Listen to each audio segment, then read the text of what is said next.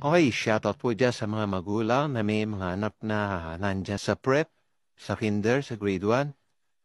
Eto, panoorin nyo itong video at nakakado yung video na to kung paano naging masunurin yung anak sa pagtuturo ng kanyang mama, ng kanyang nanay, tungkol sa pagsusulat. Sino nga ba ang tama rito? Masunurin niya ba yung anak o mali yung instruction ng nanay? Panoorin niyo po yung video na to. Sabi ko, write numbers 1 to 10. Ano yan sinulat mo? 1 to 10. 1 to 10 yan? Oo. Saan? Pakita mo nga. 2 to 10. Ano yan? Ano to? Ano to? 1, Ito. 2, 10.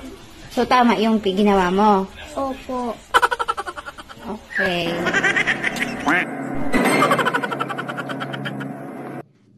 Ayun, nakakalo yung video, di ba? So, alam mo na ngayon kung sino yung tama doon sa instruction.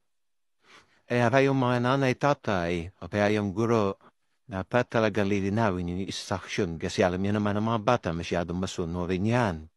Sinusunod ang lahat ng instruction.